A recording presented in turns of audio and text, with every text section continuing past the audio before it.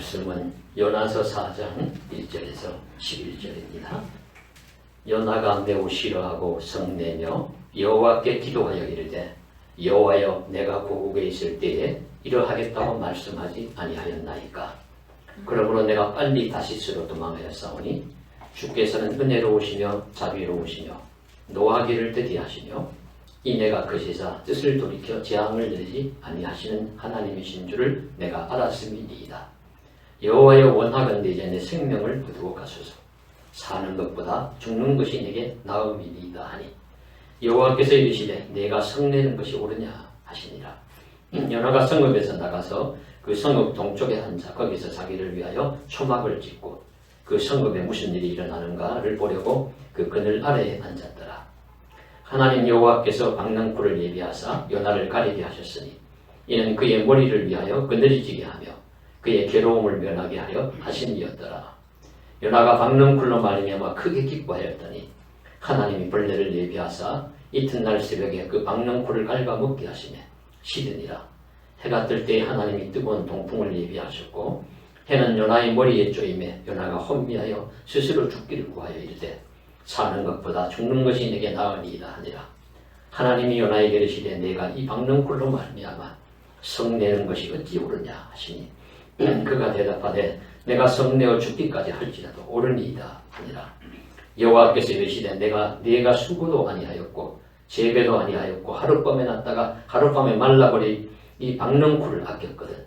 하물며 이 큰 성읍 니느웨에는 좌우를 분별하지 못하는 자가 12만여 명이요 가축도 많이 있나니 내가 어찌 아끼지 아니하겠느냐 하시니라. 아멘. 유명 영미소설 중에 하나인 험한 멜빌의 작품인 백경 모비딕이 있습니다. 모비딕은 향유고래라는 날카로운 이빨을 가진 고래의 종류 중에서 가장 사납고 가장 큰 종이라고 합니다. 그 흰 고래의 이름이 모비딕입니다. 이 흰 고래에게 다리를 잃고 고래뼈로 의족을 한 아합이라는 선장이 파쿠트라는 포경선을 타고 바다로 나가서 이 흰 고래를 잡아 복수를 하는 것이 일생의 목표입니다.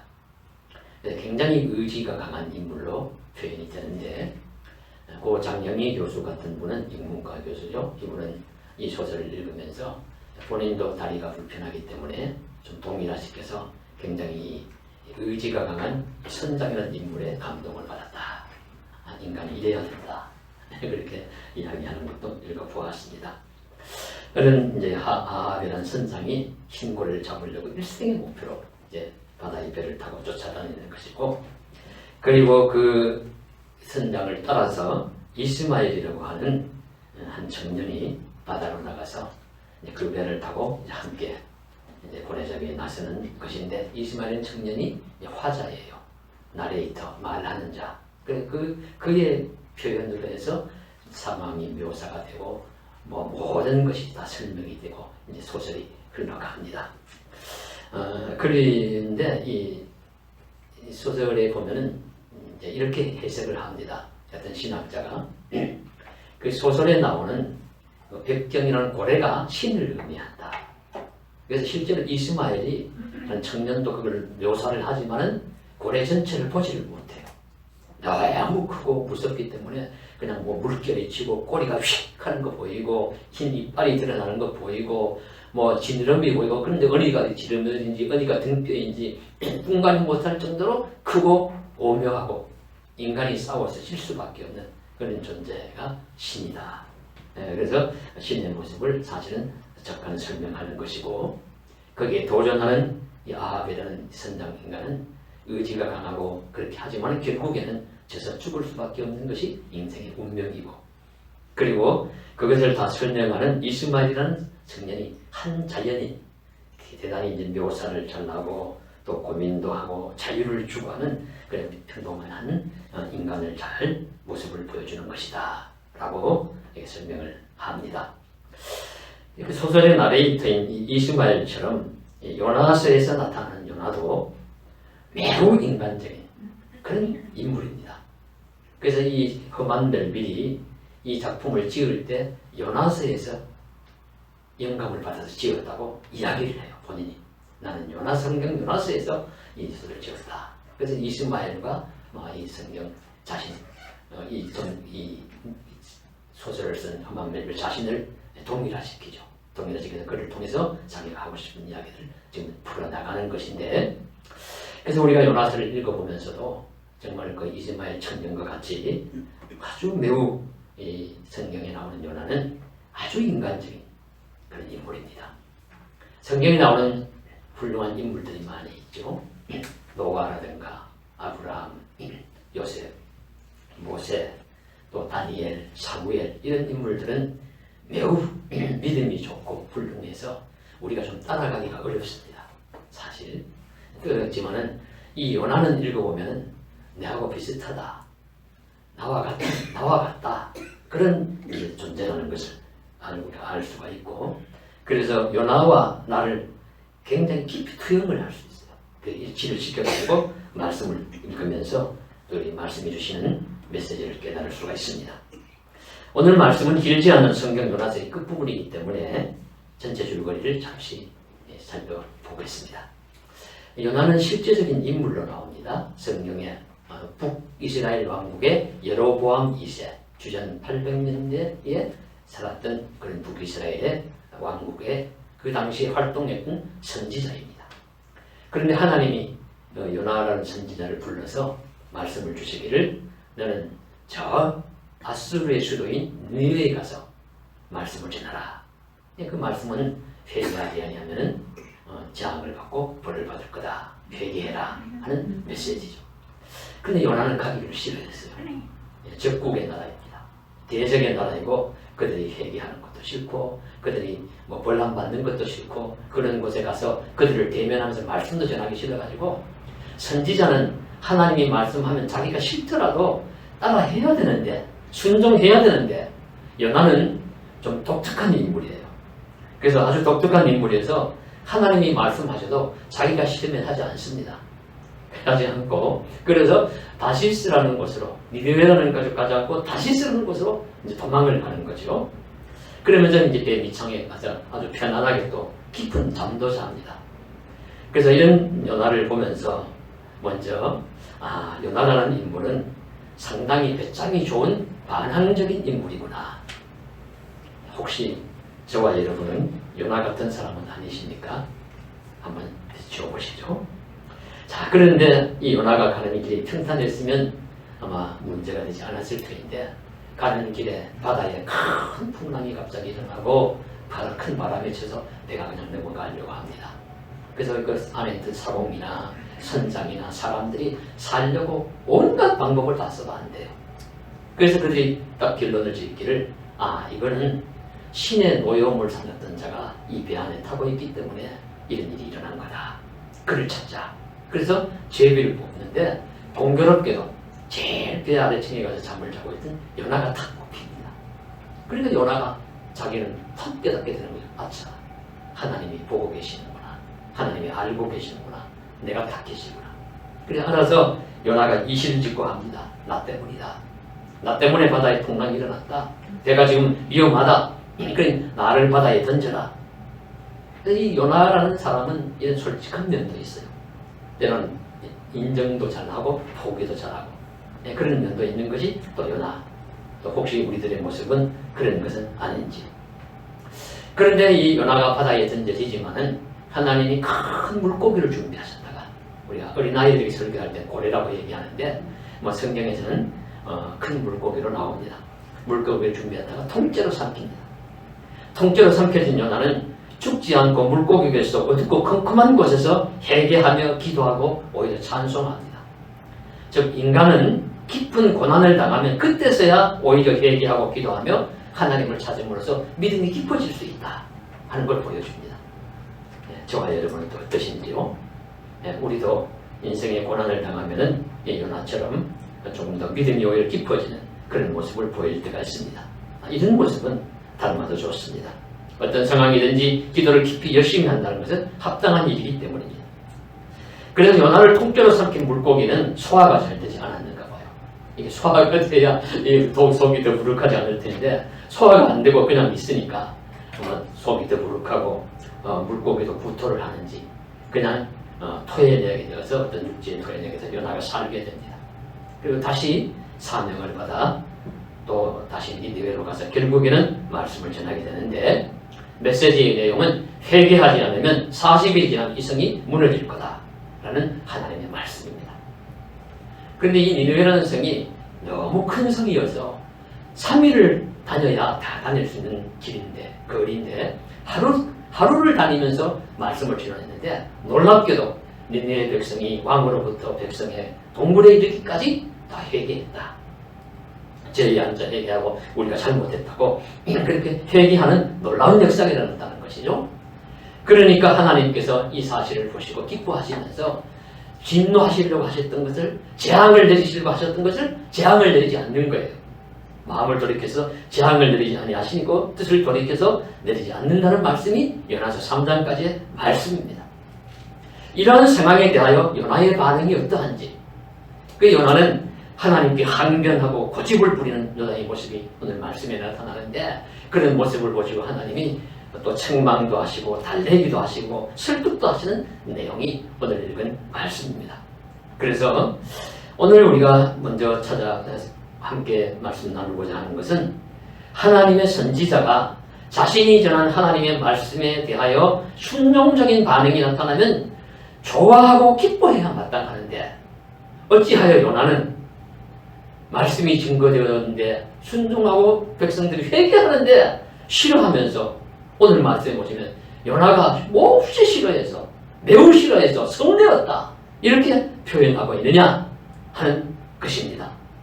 성도 여러분, 요나는 왜 성을 내었을까요? 왜 싫어했을까요? 이런 모습을 통해서 말씀은 인간의 한 단면을 잘 보여주고 있습니다. 인간은 옳고 그름보다도 자신의 마음에 원하는 대로 되기를 원하고 그렇게 되지 않을 때 성내고 싫어한다는 것입니다.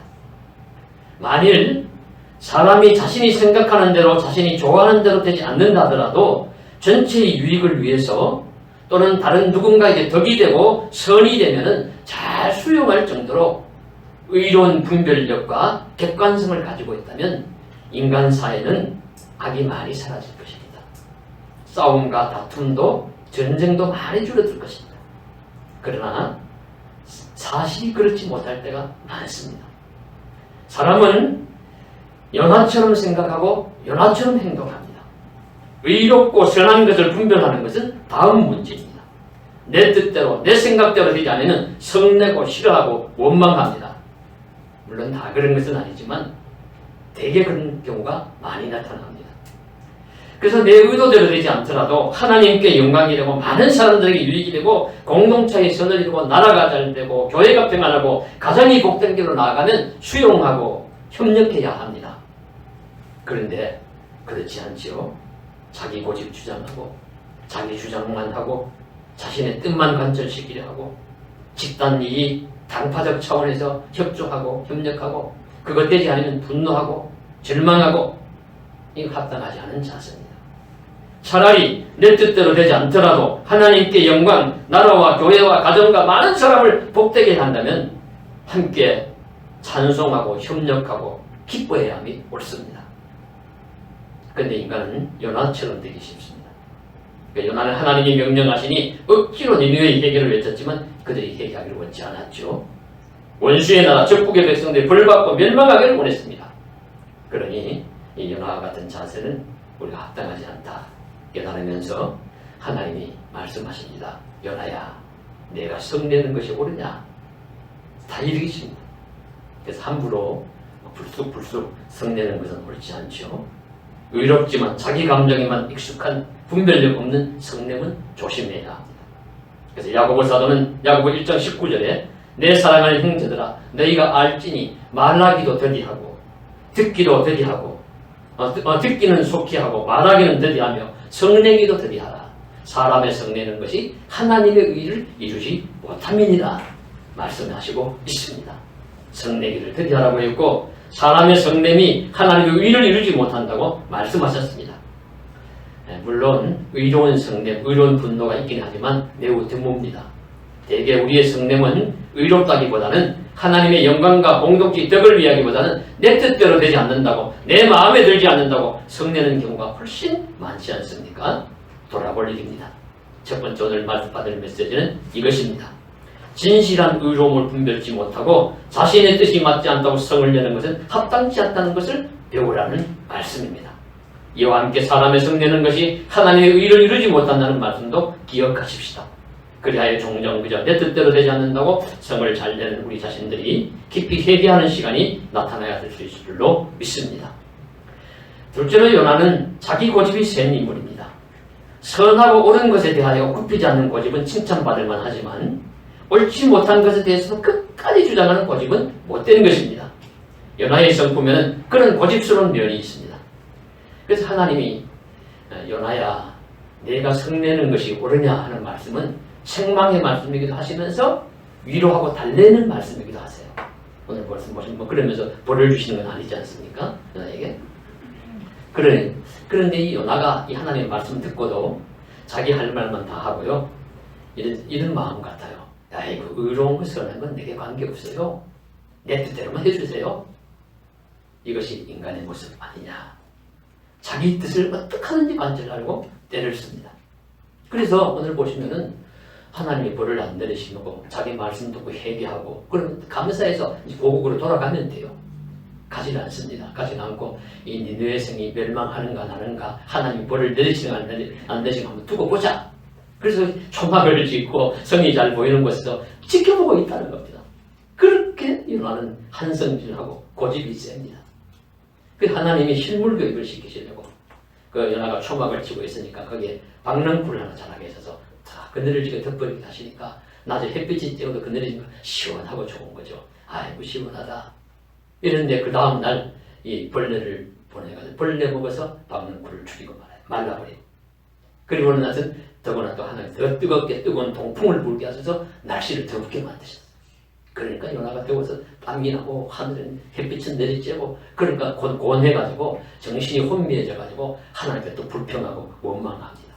하나님 차라리 날 죽여주십시오. 사는 것보다 죽는 게 낫겠습니다. 요나는 성질도 하지만은 감정의 기복도 엄청나게 심하다는 거예요. 조금 천하를 얻으면 다 얻은 것처럼 좋아하다가 조금 마음이 상하고 내 뜻대로 안 되면 세상 곧 끝나는 것처럼 낙심하고 화를 냅니다. 누구 닮으신 분들 없으십니까? 예, 일부 예배 때는 이렇게 하니까 이 한림씨 앞에 있다가 저요! 거기서 손을 번쩍 들려다고요. 그래서 뭐 그러니까 다들 웃으셨는데 예, 저도 그렇습니다. 저도 좀 좋은 일이 있으면 작은 좋은 일만 있어도 천하를 다 얻은 것처럼 기뻐하다가 또 작은 어려운 일 상하면 당장 내일 지구에 종말이 오는 것처럼 좀 낙심되고 좀 힘이 하기도 합니다. 요나의 모습을 보는 것 같습니다. 그래서 툭하면 죽는다고 또 요나는 협박을 해요. 날 차라리 죽는 게 낫겠습니다. 이 요나는 하나님이 자기 안 죽이실 뻔히 알아요. 아니까 지금 이렇게 때를 쓰고 있는 것입니다. 그래서 우리가 요나는 자기 감정에 솔직한 면은 있지만 감정의 기복이 심하고 고집도 세고 자기 생각으로 여전히 굽히지 않는 그런 사람입니다. 하나님이 달래셔도 잘 고쳐지지 않습니다. 이것이 바로 인간의 모습이라는 점입니다. 요나 같은 모습이 오늘 우리들에게 나타나지 않습니까? 하나님은 말씀을 통하여 묻고 계십니다. 이런 요나, 이런 우리들을 향해서 하나님이 두 번째로 가르쳐 주시고자 하시는 것은 무엇이냐면 나 하나님이 어떤 존재인지를 알고 나를 닮아라. 좋은 것을 배워라 하는 말씀이죠. 고집스럽고 자신의 생각대로 되기만 주장하고 그렇지 않은 불쑥불쑥 성을 잘 내는 요나 같은 우리들에게 하나님은 성품은 어떤지 살펴보고 배우라고 말씀하고 있습니다. 그런데 그 하나님이 어떤 분이신지요? 놀랍게도 요나의 입술을 통해서 나와 있습니다. 2절 후반부에 보시면 이렇게 말씀합니다. 주께서는 은혜로우시며 자비로우시며 노하기를 더디하시며 인애가 크시사 뜻을 돌이켜 재앙을 내리지 아니하시는 하나님이신 줄을 내가 알았음이니이다. 하나님의 성품에 대한 정확한 묘사 아닙니까? 알기는 잘 알아요. 하나님은 은혜로운 분이십니다. 한운이라는 은혜라는 말을 히브리어를 사용했습니다. 자격 없는 자에게 좋은 선물을 듬뿍 주시는 한량이 없는 혜택을 의미합니다. 더하여 하나님은 자비롭고 사랑이 한이 없으시다. 라훔 헤세드라는 단어를 사용하십니다. 자비와 사랑이 한이 없으신 분이십니다. 내가 옳으냐 물으심으로 하나님 대단히 의로우신 분이라는 것도 말씀하시고 있습니다. 이렇게 자비와 사랑이 한이 없으시기 때문에 니느웨 백성을 그냥 멸망시키지 않고 요나 같은 선지자를 보내서 회개를 촉구하십니다. 그러다가 회개하고 돌이켜 멸망받기를 원치 않으시는 것이죠. 그래도 그들이 회개하니까 하나님이 자기 마음을 진노를 가라앉히시고 마음을 돌이키시고 그들을 용서하시고 살려주십니다. 이것이 하나님의 마음입니다. 그래서 요나에서의 마지막 말씀이 하나님이 이런 대답을 하시지 않습니까? 내가 수고도 아니하였고 재배도 아니하였고 하룻밤에 났다가 하룻밤에 말라버린 이 박능쿨을 아꼈거든. 하물며 이 큰 성읍 니느웨에는 좌우를 분별하지 못하는 자가 12만여 명이요 가축도 많이 있나니 내가 어찌 아끼지 않겠느냐? 내가 어찌 아끼지 아니하겠느냐? 하시니라. 이 말씀으로 끝이 나요. 하나님의 사랑과 하나님의 자비와 하나님의 오래 참으심과 하나님의 의로우심이 다 나타납니다. 요나야, 너는 너 자신의 몸의 힘듦과 불편을 잠시 도와준 저 박능쿨과 같은 미물도 아끼지 않느냐? 그러나 니느웨에는 12만 명이나 되는 많은 사람이, 많은 가축들이 살고 있다. 내가 어찌 이들이 잘못했다고 회개하는데 어찌 이들을 벌할 수 있겠느냐? 이들을 사랑하고 용서하고 함께 살기를 원하는 것이 나의 마음이다. 하나님의 마음이다. 라고 표현하시는 것입니다. 하나님은 그야말로 은혜가 한이 없으시고 사랑과 자비와 인내와 의로우심이 크신 분입니다. 그래서 이 말씀은 오늘 우리들에게도 하나님의 사랑과 자비를 배우라고 말씀하시는 것이죠. 자, 그러면서 요나 같은 자도 되지 말고 니느웨 같은 자가 되었다면 회개하는 자가 되라는 말씀인데요. 이 말씀이 신약성경에 누가복음 15장에 나오는 탕자의 비유와 너무 구도가 유사합니다. 탕자의 비유를 잘 아시지 않습니까? 그 비유에서 아버지는 하나님을 의미하죠. 그 아버지는 어떤 분입니까? 그리고 그 탕자는 니느웨 백성과 같은 거예요. 니느웨 백성과 같은, 그러니까 하나님께 잘못한 것이 죄를 많이 짓습니다. 본래 이제 유대 나라는 부모가 죽어야 유산을 물려준다고 해요. 장남에게는 2배가 돌아가고 장남에게는 이제 그 반씩 되어 있는데 살아있을 때 유산을 달라고 하면은 아버지 죽으라는 소리랑 마찬가지라고 합니다. 당연 아버지는 죽어도 좋았어. 나에게 유산만 주시오. 이런 이제 불효하는 자죠, 아들이. 근데 이 탕자는 이 둘째 아들은 아버지에게 유산을 주시오. 살아있는 아버지에게 달라 했어. 이 아버지가 마음이 너무너무 좋은 분이라 그렇게 자기를 무시하고 참 불효하는 그런 아들일지라도 그렇게 소원을 하니까 그래 한번 가져가라 떼줬어요. 그러니까 그걸 가지고 가서 먼 나라에 가서 허랑방탕하고 다 탕진해버리고 거린이 되어가지고 돌아오지 않습니까? 그러면 뭐 우리가 육신의 부모라고 할지라도 아무리 부모라고 할지라도 따끔하게 나오라고 좀 벌 좀 받고 있더 혼 좀 나라 그럴 터인데 이 아버지는 받아주지 않습니까? 오니까 반가워하고 안아주고 입을 맞추고 좋은 옷을 입히고 목욕을 시키고 송아지를 잡아서 잔치를 베풀고 이 하나님 아버지의 모습이라는 거죠. 근데 이 문제는 이 맏아들이 있습니다. 형이. 이 형은 이걸 너무 싫어하는 거예요. 이 둘째 아들을 받아주는 아버지가 싫은 겁니다. 용서하고 사랑이 많고 받아주는 아버지가 싫어하는 그 형이 바로 누구냐면 요나 같은 모습입니다. 요나가 꼭 그런 모습으로 지금 그렇게 니느웨 백성을 바라보면서 이방 백성들을 바라보면서 저들에겐 사랑과 자비가 임하지 않기를 바라는 그런 마음으로 있는 것입니다. 그 구도가 너무 비슷해요. 우리 요나서도 보면 말씀이 뭐 다시 요나가 마음을 고쳐서 먹어서 이렇게 했다 저렇게 했다 대답하지 않고 또 누가복음 15장에 그 비유에도 보면 그냥 아버지가 달래는 모습으로 똑같이 나옵니다. 이 네 동생은 죽었다가 살았으며 잃었다가 다시 얻은 것이 아니냐. 내 것이 다 내 것이 아니냐 하면서 달래는 모습 나타나듯이 여기서도 하나님이 요나를 그저 박능쿨을 내가 아꼈거든. 내가 이 성읍에 많은 사람들을 내가 아끼지 않는 것이 합당치 않느냐. 이렇게 달래는 모습으로 나타나요. 그래서 이 비유에서 나오는 형이 누구입니까? 바로 예수님 당시에 사두개인, 바리새인과 서기관들이에요. 그러니까 지금 이 말씀의 주요 타겟이 누구냐 하면은 요나와 같은 이스라엘 백성들, 그리고 예수님 시대의 그 형과 같은 서기관과 바리새인들입니다. 그런 자들에게 말씀하신 거예요. 왜 이방 백성을 사랑하지 않느냐? 왜 회개하고 돌아오는 백성을 기뻐하지 않느냐? 그렇게 고집이 세고 완고한 모습으로 그렇게 살아가느냐? 그렇게 하나님이 책망하시는 말씀이죠. 그래서 여기서 유심히 보아야 할 내용이 한 중요한 사실이 하나 있습니다. 그것은 요나가 비유에서의 형이 실제 세계에서 유대인들이 그리고 예수님 시대의 바리새인과 서기관들이 하나님이 어떤 분이신지 모르지 않았다는 겁니다. 오늘 말씀에 보시면 요나가 2절에 너무 하나님에 대해서 잘 설명을 하잖아요. 나는 하나님이 이런 분인 줄 내가 이미 알았습니다. 예수님 시대의 사도 바리새인 서기관들은 율법의 선생들이고 성경을 돌돌돌 외우는 사람들이에요. 하나님이 어떤 분이신지 입술로 머리로 모르는 분 아니죠. 모르는 사람들이 아닙니다. 그러나 누구보다도 하나님이 은혜롭고 자비가 많고 사랑이 많고 의로우신 분임을 이들은 잘 알고 있습니다.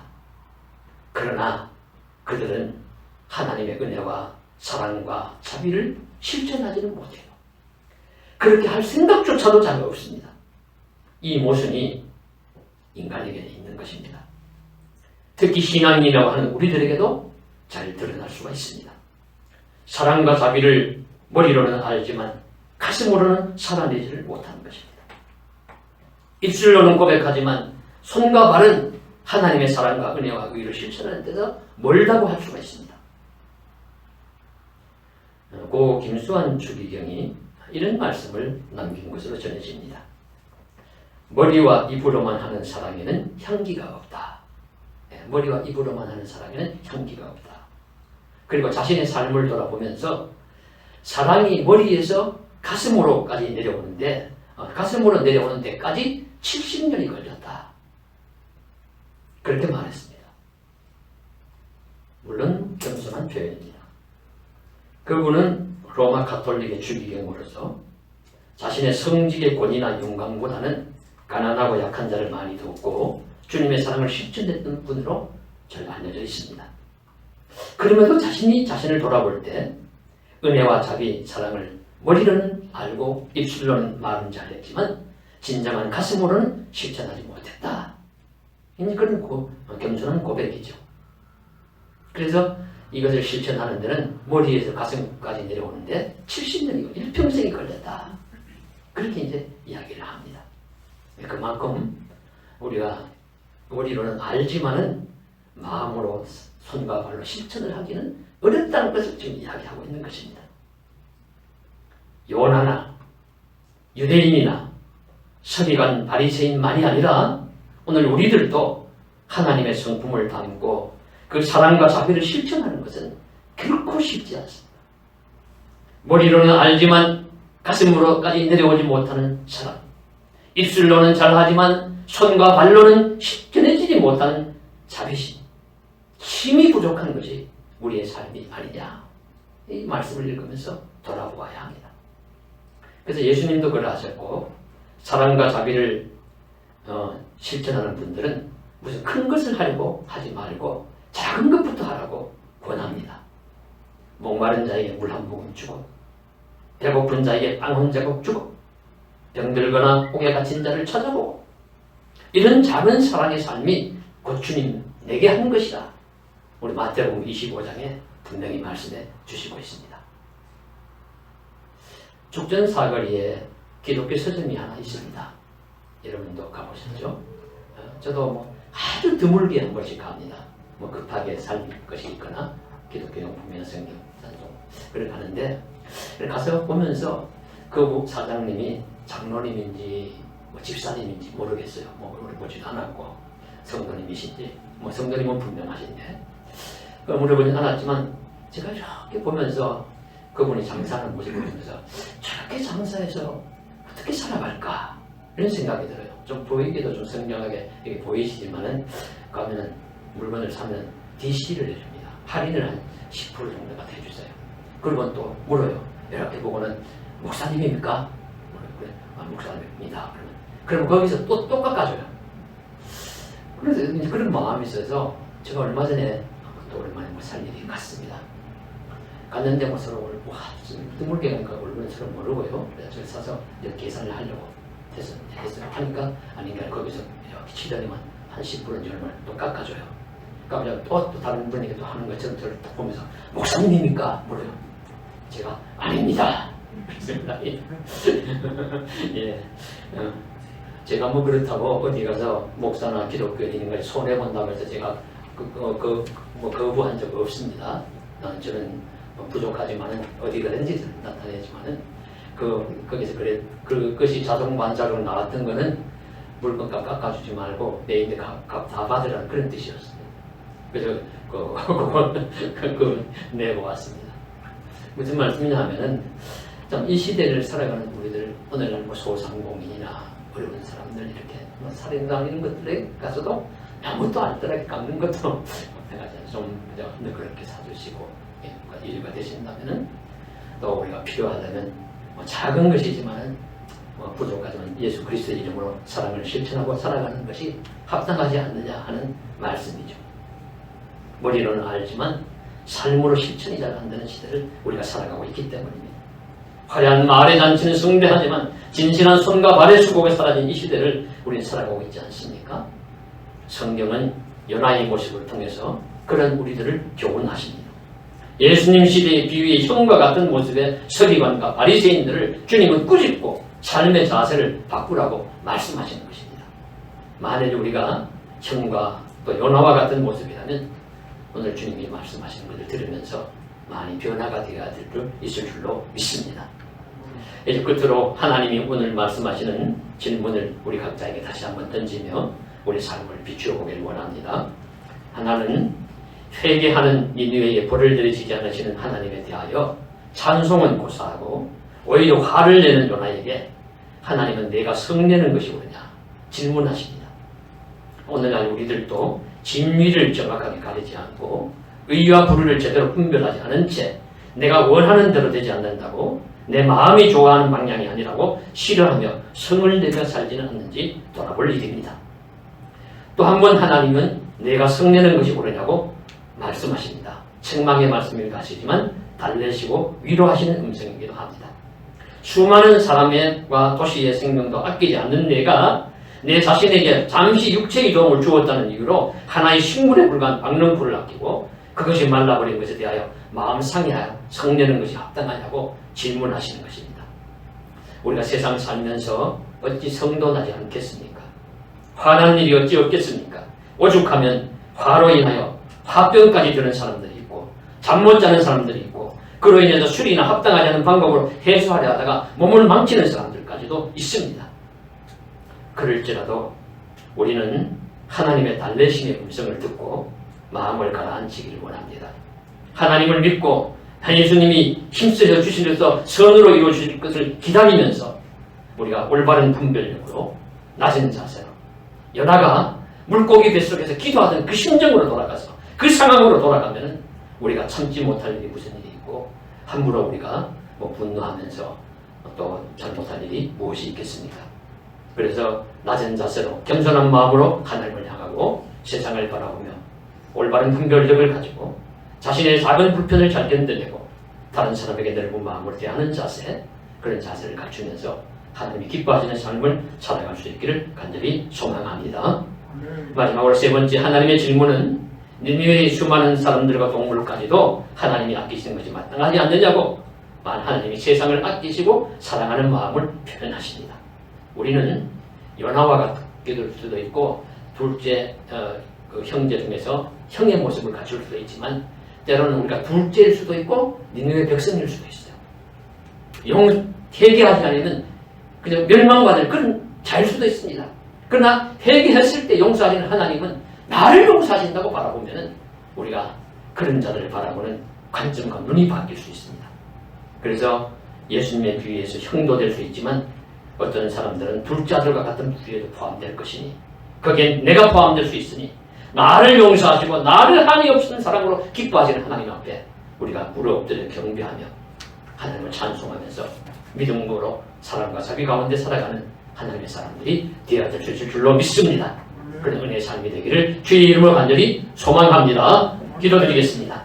사랑하는 하나님 아버지, 오늘 또 요나에게 함께 하셨던 하나님, 요나에게 말씀을 주셨던 하나님, 요나가 성질을 부리고 요나가 이기심으로 똘똘 뭉쳐있고 고집스럽고 또 감정의 기복이 너무 심해서 하나님께 생떼를 쓰고, 그래도 하나님은 내가 성내는 것이 어찌하냐, 합당하냐, 의로우냐 하시면서 그저 위로하시고 달래시고 그리고 훈계하시는 모습을 봅니다. 하나님은 니느웨 백성도 사랑하시지만 요나 같은 이도 오래 참아주십니다. 우리는 형과 같은 자일 수도 있고 동생과 같은 자일 수도 있습니다. 니느웨 백성일 수도 있고 요나 같은 자일 수도 있습니다. 어떤 자이든지 하나님의 사랑과 자비 속에 살아간다는 것을 깨닫고 우리 좀 더 넓은 마음으로 우리 이웃을 잘 바라보면서 좀 더 하나님의 사랑과 자비심, 의로우심을 잘 나타낼 수 있는 하나님의 사람들이 되게 하여 주시옵소서. 도와주시길 원합니다. 힘주실 줄 믿습니다. 예수 이름 받들어 간절히 기도드리옵나이다. 아멘.